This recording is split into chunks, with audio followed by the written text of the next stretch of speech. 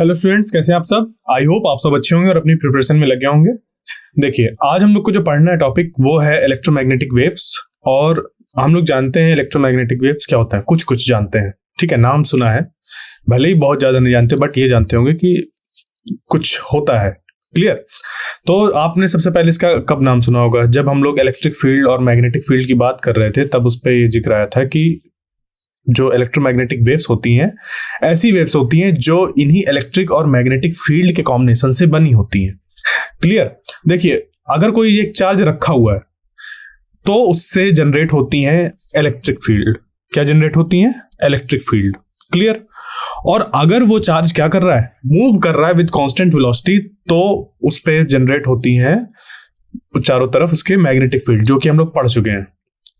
ये हम लोग ने इलेक्ट्रोस्टैटिक्स में पढ़ा है कि जो रुके हुए चार्जेस होते हैं वो इलेक्ट्रिक फील्ड जनरेट करते हैं, और जो चार्जेस मूव कर रहे होते हैं विद कांस्टेंट वेलोसिटी या फिर कह लीजिए कि कांस्टेंट स्पीड से जो मूव कर रहे होते हैं, ठीक है, कांस्टेंट वेलोसिटी और स्पीड पे हम लोग का मतलब ये है कि जब वो क्या कर रहा हूं, एक ऐसे वेलोसिटी के साथ जहां पर वो चेंज ना हो रही हो किसी भी तरीके से, ना तो उसका मैग्नीट्यूड, ना तो उसका जो डायरेक्शन है वो, क्योंकि वो जब चेंज होगा तो फिर वो एक्सेलरेटेड मोशन हो जाएगा।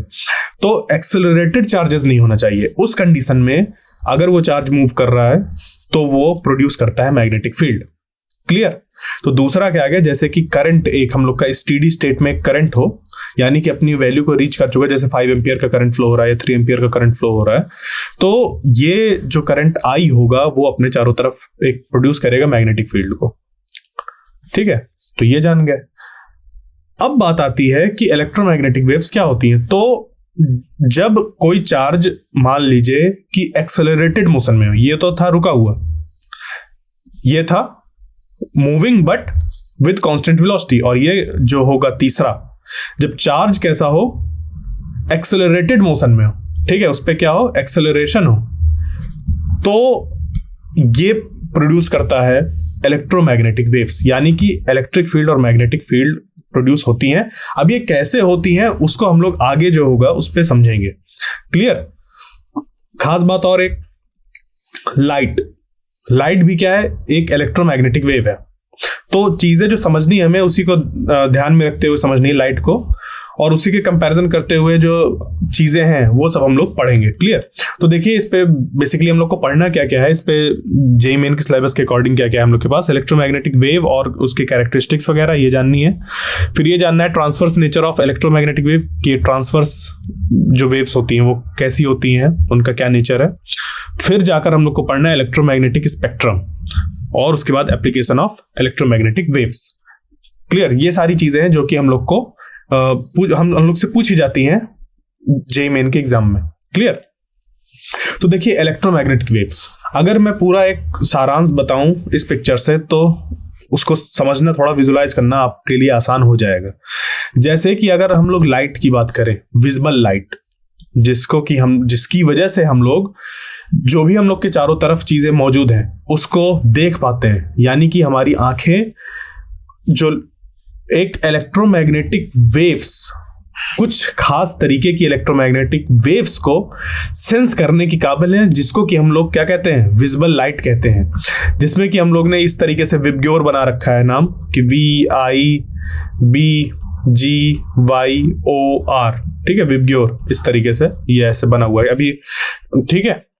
तो ये विबग्योर जो कलर्स हैं, एक्चुअली ये ऐसा नहीं होता कि violet, indigo, blue, green, yellow, orange, red, इन सबको आप अलग अलग ऐसे डिस्टिंक्ट करके बता सकते हैं कि ये सारी चीजें क्या करते हैं आप, कि ये हो गया वायलेट, ये हो गया इंडिगो, ये हो गया ब्लू, ये हो गया ग्रीन, येलो, ऑरेंज, ये जैसे अभी यहाँ पर ऐसे दिख रहा है। ऐसा कोई बीच में सेपरेशन नहीं होता, ये एकदम कैसा होता है, कंटिन्यूअस नेचर का होता है। क्लियर। तो ये ध्यान रखिएगा कि यहाँ पर जैसे कि लाइट है तो ये चीजें हमारी कंटिन्यूअस नहीं होती हैं। अभी ये समझ पे आ जाएगा कंटिन्यूअस क्या। अभी मैं एक शब्द बोलने वाला हूं जिसका नाम है एक कंटिन्यूअस स्पेक्ट्रा। तो क्या मतलब होता है वो भी अभी समझ पर आएगा। अभी सिर्फ मैं क्या कर रहा हूं, आपके दिमाग में क्वेश्चन डाल रहा हूं कि आखिर ये चीज है क्या। क्लियर। बहुत ज्यादा एक्सप्लेन नहीं करूंगा, क्योंकि हम लोग का मोटिव क्या है, ज्यादा से ज्यादा चीजों को रिवाइज करना कम समय में। तो देखिए इलेक्ट्रोमैग्नेटिक वेव्स हम लोग की कैसी होती हैं, जैसे कि आपने नाम सुना होगा रेडियो वेव्स। क्या सुना होगा? Radio waves. या माइक्रोवेव्स, माइक्रोवेव ओवन में नाम सुना होगा, बिल्कुल सुना होगा, microwaves. Clear? Infrared, ultraviolet, visible light की तो बात हो गई, एक्स रेज, गामा वेव्स या गामा रेज, इन सब के बारे में आपने सुना है। क्लियर? तो ये सारी जो चीजें हैं वो हम लोग के चारों तरफ मौजूद है। अब इसमें एक और सवाल आता है कि देखिए इलेक्ट्रोमैग्नेटिक वेव है, ठीक है, वेव है, तो हम लोग के दिमाग में ये चीज बनी हुई है कि अगर कोई वेव है तो उसको मीडियम चाहिए ट्रेवल करने के लिए एक जगह से दूसरी जगह। क्लियर? उसको क्या चाहिए? मीडियम चाहिए कि मान लीजिए यहां पर कोई सोर्स है और यहां पर उसका रिसीवर है या ऑब्जर्वर है, कोई भी है यहां पर, तो इस जगह से इस जगह तक अगर वेव को ट्रेवल करना है तो वो उसको क्या करना होता है? एक मीडियम की रिक्वायरमेंट होती है। बट इलेक्ट्रोमैग्नेटिक वेव्स के साथ खास बात यह है कि उसको किसी भी तरीके की मीडियम की रिक्वायरमेंट नहीं होती। क्यों नहीं होती? देखिए वो अभी आगे समझेंगे, बट ये समझिए कि सन और अर्थ के बीच में एकदम चीज खाली है, वहां वैक्यूम है। तो वैक्यूम पर भी इलेक्ट्रोमैग्नेटिक वेव ट्रेवल कर पा रही है, तभी सन से अर्थ तक जो लाइट है वो आ रही है।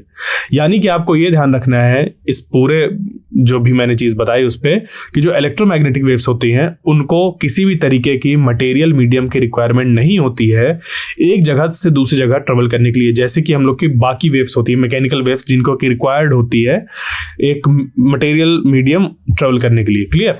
तो इलेक्ट्रोमैग्नेटिक वेव्स को ऐसी कोई रिक्वायरमेंट नहीं है। क्यों नहीं है वो भी आगे जानेंगे। क्लियर? तो आप लोग ने एक आइडिया बना लिया होगा कि आखिर ये इलेक्ट्रोमैग्नेटिक वेव्स होती क्या है।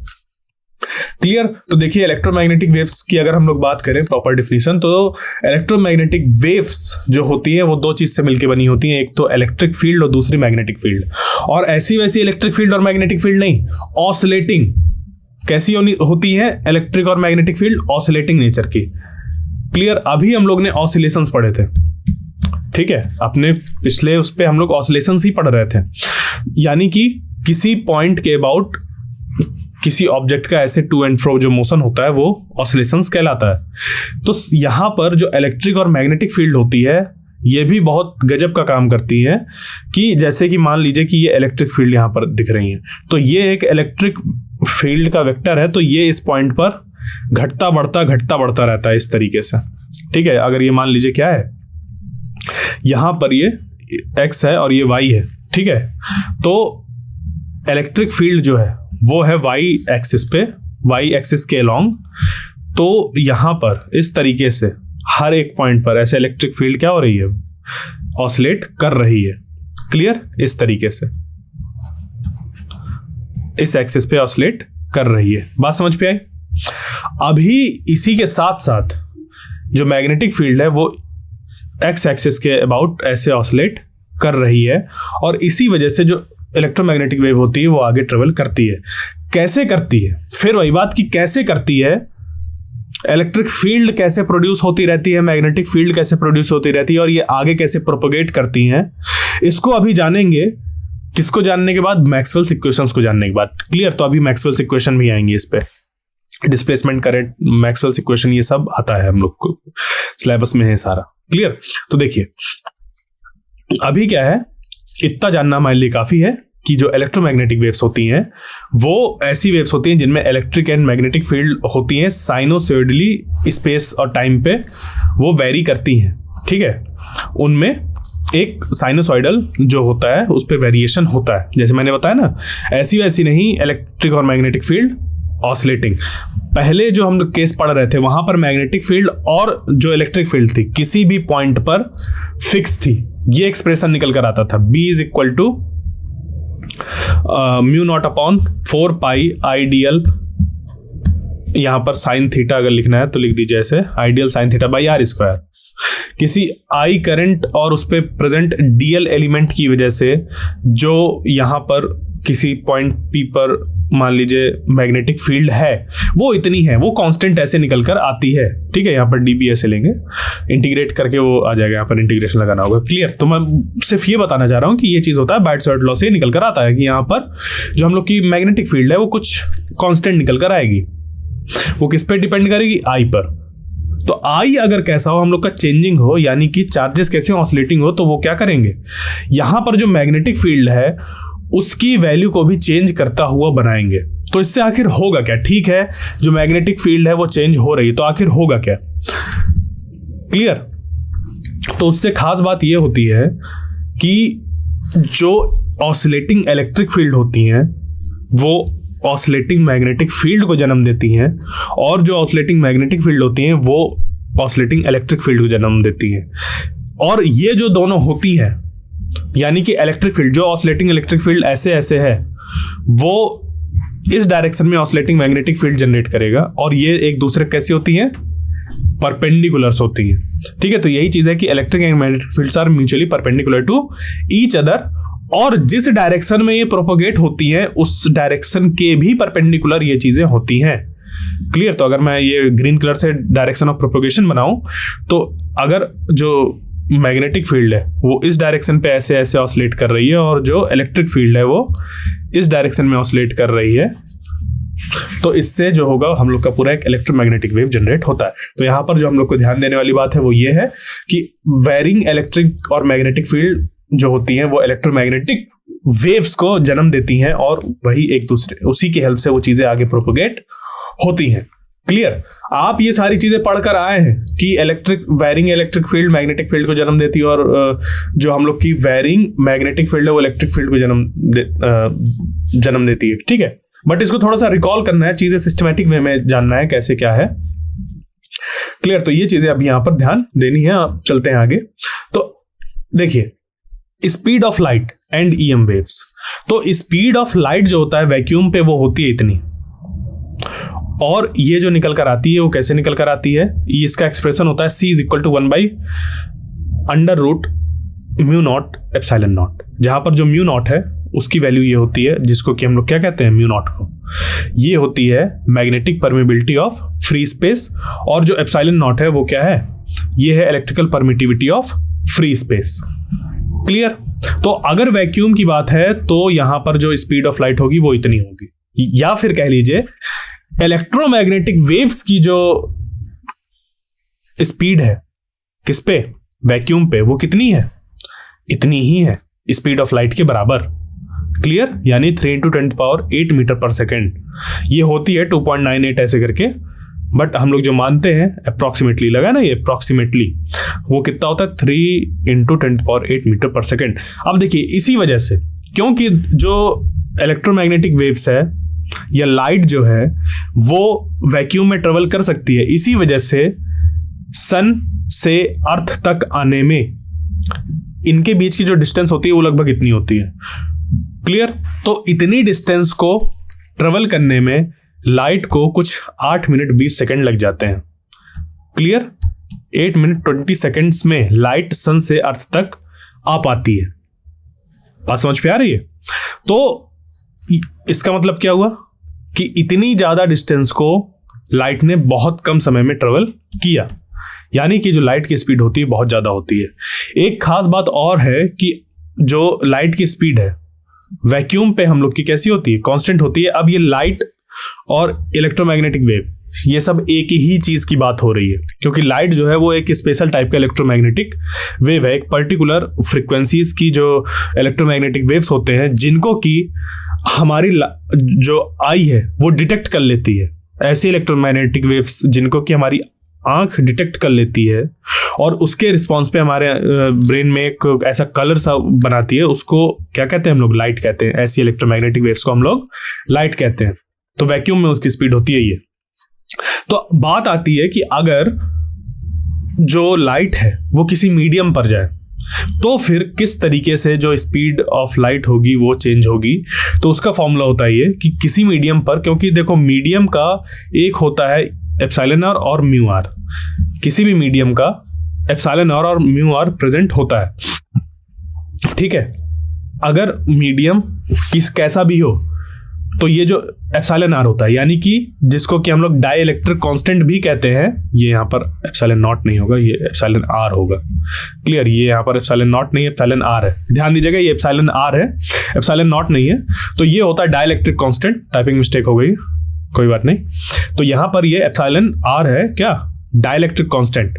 तो किसी भी मटेरियल का डाई इलेक्ट्रिक कांस्टेंट होता है, जैसे कि वाटर का 80 होता है, मेटल्स का इनफाइनाइट होता है। इसी तरीके से हर एक जो मटेरियल है उसका अपना अपना डाइलेक्ट्रिक कांस्टेंट होता है। और जो मटेरियल मैग्नेटिक है उसका म्यू आर कुछ होता है, और जो मटेरियल मैग्नेटिक नहीं है उसका म्यू आर 1 होता है। क्लियर। तो इस तरीके से जो हमारा यहाँ पे फॉर्मूला है ये यूज कर लिया जाएगा अकॉर्डिंग टू द गिवन जो भी वैल्यूज है, वहां से हम लोग को स्पीड ऑफ लाइट पता चल जाएगी इन अ मीडियम। क्लियर। तो ये चीजें हैं जो कि हमें ध्यान रखनी है। इससे चलते हैं आगे, कैरेक्टरिस्टिक्स ऑफ इलेक्ट्रोमैग्नेटिक वेव। कि जो इलेक्ट्रोमैग्नेटिक वेव है वो किस तरीके से जो होती है, उस पर क्या क्या प्रॉपर्टीज होती हैं, क्या कैरेक्टरिस्टिक्स होती हैं। तो देखो, all electromagnetic waves are transverse nature. Transverse nature का मतलब कि जिस डायरेक्शन में ये प्रोपोगेट हो रही होती है उसके परपेंडिकुलर डायरेक्शन में जो इलेक्ट्रिक एंड मैग्नेटिक फील्ड है वो ऑसिलेट करती है। तो इलेक्ट्रिक फील्ड अगर इस डायरेक्शन पे ऑसिलेट कर रही है, इस डायरेक्शन में ऐसे ऐसे ऑसिलेट करते जा रही है, तो मैग्नेटिक फील्ड इस डायरेक्शन में ऑसिलेट ऐसे करते जा रही है, और इसका डायरेक्शन ऑफ प्रोपोगेशन क्या है, इस तरफ है। ठीक है। तो डायरेक्शन ऑफ प्रोपोगेशन के परपेंडिकुलर इलेक्ट्रिक और मैग्नेटिक फील्ड ऑसिलेट कर रहे हैं, जिससे कि हम लोग ने क्या कहा कि ये जो लाइट है या फिर इलेक्ट्रोमैग्नेटिक वेव्स है वो कैसे ट्रांसवर्स नेचर के हैं। तो ये ध्यान रखिएगा कि जो इलेक्ट्रोमैग्नेटिक वेव्स है वो क्या है, ट्रांसवर्स नेचर के होते हैं। ओके। फिर जो इसकी स्पीड होती है वो हम लोग की स्पीड, ठीक है, ध्यान दीजिएगा, स्पीड वो मीडियम पर डिपेंड करती है। अभी हम लोग देख के आए ना formula, v is equal to 1/√μ0 ε0 μr ε। ये देख क्या है, तो जो स्पीड होती है क्या, स्पीड ऑफ इलेक्ट्रोमैग्नेटिक वेव वो डिपेंड करती है मीडियम पर। बट बहुत खास बात है ये, जो फ्रिक्वेंसी होती है वो मीडियम पर डिपेंड नहीं करती।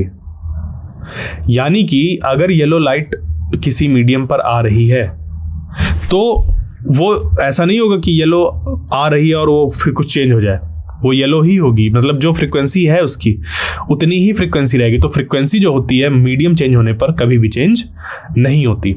क्लियर।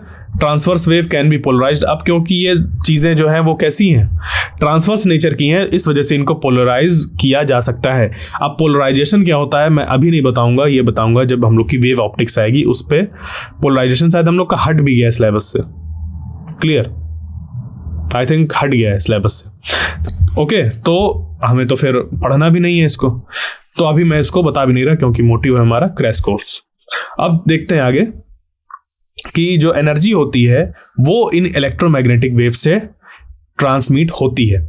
जैसे कि हम लोग की दूसरी वेव्स होती हैं, एक प्रोग्रेसिव वेव जिसमें मान लीजिए कि एक इस तरफ आपने रस्सी बांध दी और अपने हाथ में उस रस्सी का दूसरा सिरा आपने ऐसे पकड़ा और उसको ऐसे किया, तो एक ट्रांसवर्स वेव ऐसे ट्रेवल करते हुए जाएगी। तो वो अपने साथ क्या करती है, एक एनर्जी को कैरी करती है, जो एनर्जी मैंने अपने यहाँ से सप्लाई किया था अपने हाथों से।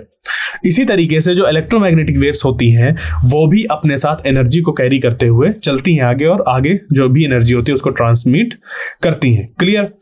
तो transverse nature of electromagnetic wave की अगर बात करें तो इसमें हम लोग इस तरीके से कर सकते हैं कि अगर मान लीजिए कि इलेक्ट्रिक फील्ड इस डायरेक्शन में ऐसे ट्रेवल कर रही है, ठीक है, जो प्रोपोगेशन है इलेक्ट्रोमैग्नेटिक वेव का वो इस तरफ है, ऑसिलेशन है इलेक्ट्रिक फील्ड का वो इस तरफ है।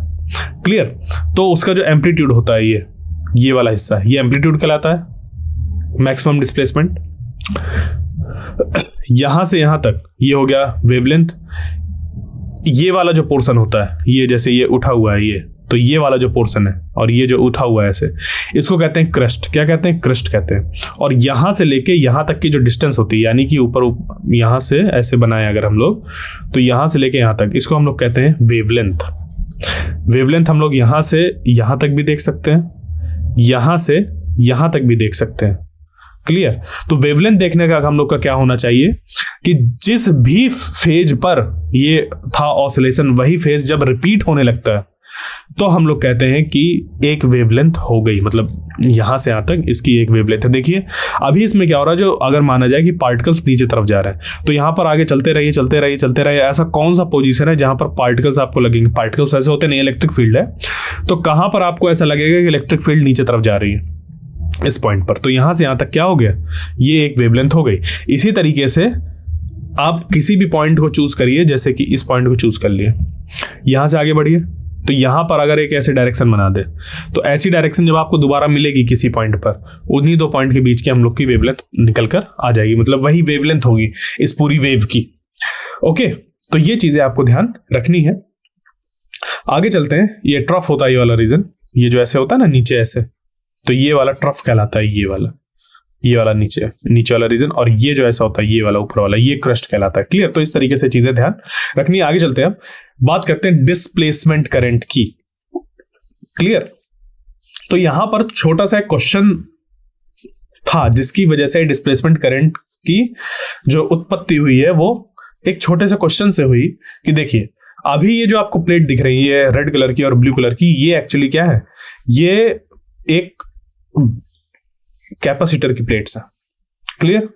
तो कैपेसिटर में किस तरीके से, क्योंकि ये जो प्लेट्स होती हैं वो टच नहीं होती हैं, बट फिर भी इस पे कैसे करंट फ्लो कर जाता है, बात समझिएगा। ये जो प्लेट्स हैं कैपेसिटर की वो कनेक्टेड नहीं है, बट फिर भी उनमें किस तरीके से करंट फ्लो होता है और यहां पर चार्जेस स्टोर हो जाते हैं, ये कैसे पॉसिबल है? क्लियर? हो रहा है, ठीक है, बट कैसे? तो देखिए हम लोग के पास एक चीज थी जिसको कि नाम दिया था एम्पियर सर्कुटल लॉ। इसको हम लोग ने किस पे पढ़ा?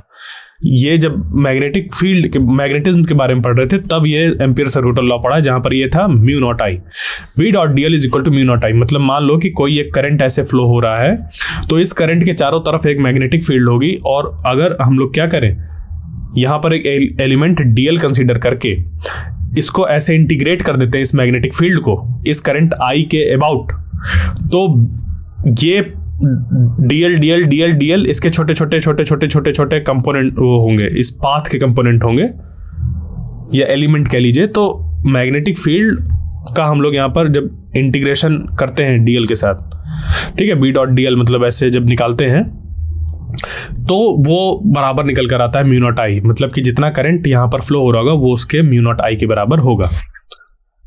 ठीक है?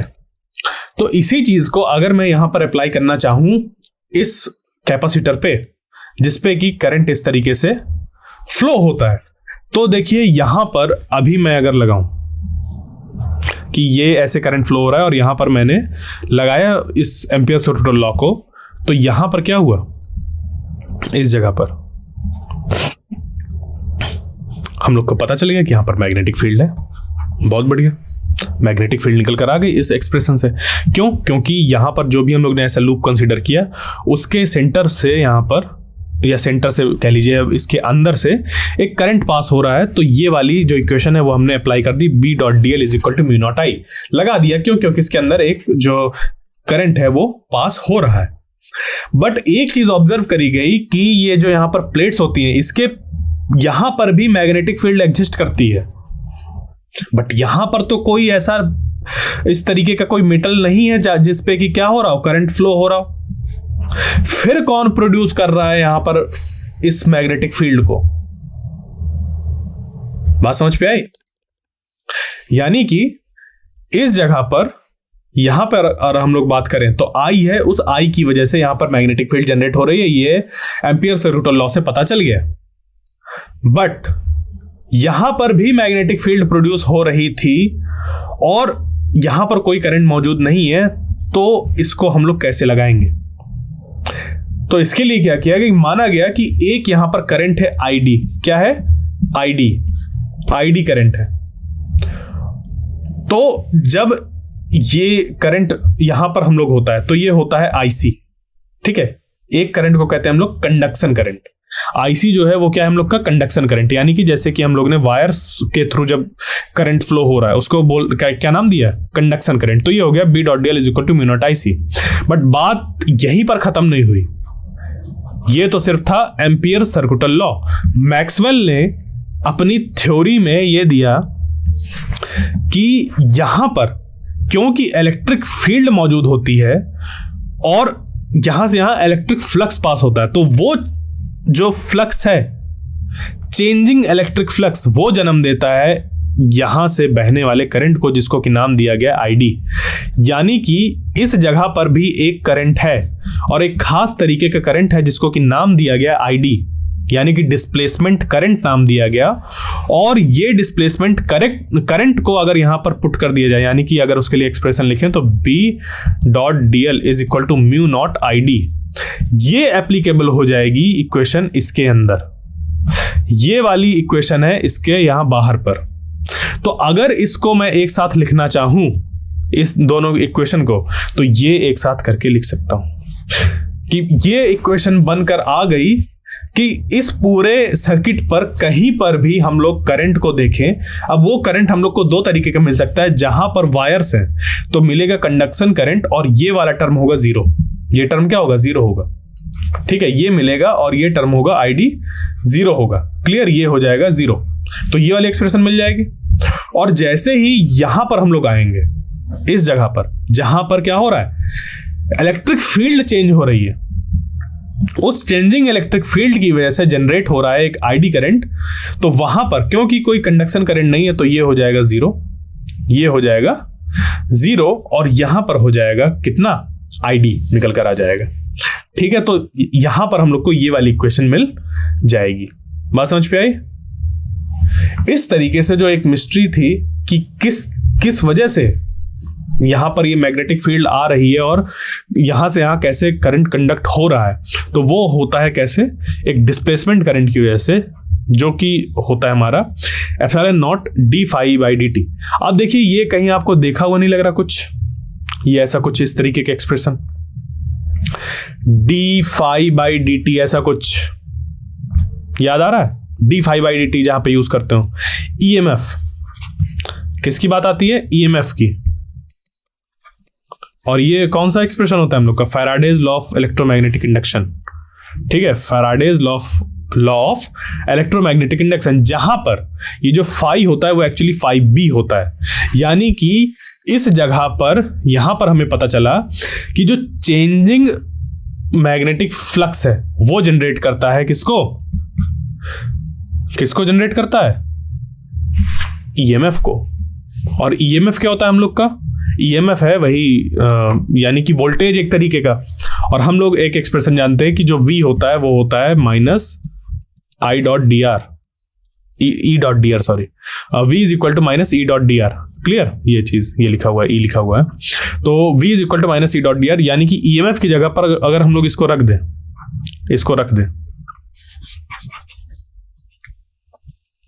तो ये क्या हो जाएगा, minus E dot D are.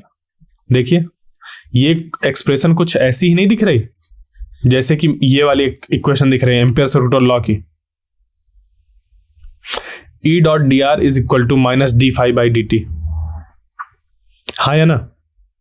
ये इधर लाइन इंटीग्रल है एक तरीके का, इधर भी एक लाइन इंटीग्रल है, और यहां पर हम लोग का ये इस तरफ फ्लक्स है और यहां पर अभी करंट है, क्योंकि अभी ये प्रॉपर वे पे नहीं लिखा हुआ है। ये तो मैं सिर्फ आपको एक क्वेश्चन दिमाग में डाल रहा हूं कि ये चीज देखिए यहां से है। यानी कि एक बात यहां से क्लियर हो गई कि जो चेंजिंग मैग्नेटिक फील्ड है वो इलेक्ट्रिक फील्ड को जन्म देगी, और जो चेंजिंग इलेक्ट्रिक फील्ड है वो जन्म देगी मैग्नेटिक फील्ड को। यहां से जब ID यहां पर पुट करेंगे इस जगह पर, तो वो मैग्नेटिक फील्ड को जन्म देगी। क्लियर हुई चीज है, बात समझ पे आई? तो बस यही रीजन था जहां से वो एक्सप्लेन कर पाए मैक्सवेल कि किस तरीके से जो इलेक्ट्रोमैग्नेटिक वेव्स होती हैं वो स्पेस में ट्रेवल करती हैं विदाउट एनी मीडियम, और उनकी स्पीड क्या होती है, c, जो स्पीड ऑफ लाइट, वो उन्होंने कैलकुलेट किया, वही अपना थ्योरेटिकल डेरिवेशन से। और जो इस पे डिस्प्लेसमेंट करंट है ये एक्सप्रेशन दिया, और जो एम्पियर सर्कुलर लॉ था उसको मॉडिफाई किया और एक नया लॉ दिया जिसको कि हम लोग बोलते हैं एम्पियर्स मैक्सवेल्स लॉ या फिर मैक्सवेल्स एम्पियर्स लॉ, क्लियर, या फिर मॉडिफाइड एम्पियर सर्कुलर लॉ। ये सारे नाम है एक ही इक्वेशन के और इसका एक्सप्रेशन हम लोग ऐसे लिख देते हैं। जब कंडक्शन करंट होता है तो ये वाला पार्ट होता है और ये जीरो हो जाता है, यानी कि जब वायर्स वगैरह होती हैं तो ये पार्ट जीरो हो जाता है। जब वायर्स नहीं होती हैं तो ये अपना रोल प्ले करने लगता है और ये जीरो हो जाता है। बात समझ पे आई? तो इस तरीके से जो चीजें हैं वो हम लोग की डिस्प्लेसमेंट करंट में हमें ध्यान रखनी है। अब चलते हैं आगे और मैक्सवेल्स इक्वेशन, क्योंकि अभी मैंने मैक्सवेल्स इक्वेशन की बात करी, उसको जानते हैं। तो देखिए जो अभी था वो सबसे आखिरी वाला एम्पियर मैक्सवेल्स लॉ, ये वाला, ये तो है modified form of ampere circular law. और इस यहां तक वो सिर्फ ऐसे नहीं पहुंच गए, प्रॉपर रीजनिंग थी उनकी। रीजनिंग ये थी वही वाली कि जो मैग्नेटिक फील्ड है उससे अगर इलेक्ट्रिक फील्ड जन्म ले रही है तो क्या इलेक्ट्रिक फील्ड से मैग्नेटिक फील्ड जन्म नहीं लेगी, और उसी को उन्होंने क्या किया, थ्योरेटिकली डिराइव किया। ओके, तो ये सारी जो इक्वेशंस होती हैं जिसमें कि सबसे पहले गॉस लॉ फॉर इलेक्ट्रोस्टैटिक्स आता है, E.ds is equal to Q by epsilon naught, इसको आपने पढ़ा होगा गॉसेस लॉ। दूसरा है गॉसेस लॉज फॉर मैग्नेटिज्म, ये होता है ये क्या है, और तीसरा क्या है, Faraday's law of electromagnetic induction, ये क्या है, और एम्पियर्स मैक्सवेल्स लॉ, ये तो अभी हम लोग डिस्कस करके ही आए हैं। तो देखिए सबसे पहला वाला क्या होता है हम लोग का, ये होता है कि मान लीजिए कि कोई हम लोग के पास एक चार्ज कन्फिग्रेशन है, ठीक है, ये क्या है, चार्ज कन्फिग्रेशन। तो उस चार्ज कन्फिग्रेशन का कोई टोटल चार्ज होगा, तो मान लीजिए चार्ज ऐसे रखे हुए हैं, तो इन चार्जेस का एक हम लोग टोटल चार्ज Q कंसीडर कर सकते हैं, और इसके चारों तरफ अगर हम लोग ने एक ऐसे हाइपोथेटिकल सरफेस ड्रॉ करी जिसका नाम होता है गॉसियन सरफेस, तो इस पूरी सरफेस से जो निकलने वाला फ्लक्स होगा वो किसके बराबर होगा, E.ds के, यानी कि E.ds जो है हम लोग का वो बराबर होगा Q बाई एप्सिलॉन नॉट के। Q जहां पर क्या है, इसका टोटल चार्ज है, यही होता है हम लोग का गॉसेस लॉ। अब क्योंकि जो इलेक्ट्रिक फील्ड जनरेटिंग चार्जेस होते हैं, यानी कि जो रुके हुए चार्जेस होते हैं, वो मोनोपोल फॉर्म करते हैं, यानी कि अगर यहां पर प्लस है तो वो अकेला प्लस एग्जिस्ट कर सकता है, उसको माइनस की जरूरत नहीं है अपने आप को एग्जिस्ट करने के लिए, जैसे कि मैग्नेटिज्म में नहीं होता, वहां पर हमेशा नॉर्थ के साथ साउथ आएगा, या साउथ अगर देख रहे हैं तो नॉर्थ आएगा हमेशा। कभी भी हम लोग को मोनोपोल नहीं मिलेंगे, यानी कि हमेशा यहाँ पर डाइपोल होते हैं। तो अगर कभी भी डाइपोल है तो मान लीजिए कि अगर हम लोग ने यहाँ पर मैग्नेट रख दिया तो उस पर हमेशा NS रहेंगे, तो जब भी NS होगा अंदर, तो जो टोटल यहाँ पर अगर चार्ज माना जाए, मान लीजिए कि N में कुछ चार्ज है, सिर्फ समझाने के लिए बता रहा हूँ कि इसका जो पोल है उसका कुछ चार्ज है, इसका कुछ चार्ज है, तो जो टोटल चार्ज होगा वो 0 होगा। तो जैसे ही इस पे पुट करेंगे इस पे, तो ये पूरा एक्सप्रेशन हो जाएगा 0, और वही यहाँ पर लिखा गया है। और इस एक्सप्रेशन से ध्यान रखिएगा, इस पे जो क्वेश्चन आता है वो ये आता है कि गॉसेस लॉ फॉर मैग्नेटिज्म क्या शो करता है, तो वो ये शो करता है कि monopole does not exist, monopole exist नहीं कर सकता, क्योंकि अगर मोनोपोल एग्जिस्ट करता तो इसकी कुछ वैल्यू निकल कर आ जाती, बट क्योंकि मोनोपोल एग्जिस्ट नहीं कर सकता तो कितने भी मैग्नेट रख दो, कैसे भी रख दो, हमेशा पेयर में होंगे, एक दूसरे के इफेक्ट को कैंसिल आउट करेंगे। कैसे? जितना फ्लक्स इससे निकल रहा होगा उतना ही फ्लक्स इधर एंटर कर रहा होगा, क्लियर। और एक ऐसा कंप्लीट लूप फॉर्म करता है जिसकी वजह से क्या हुआ, हमें पता चला कि जो मैग्नेटिक हम लोग के पास मटेरियल है उस पे अगर गॉसेस लॉ लगाते हैं उससे चीजें ये निकल कर आएंगी कि वो कितना हो गया, 0 हो गया, क्लियर।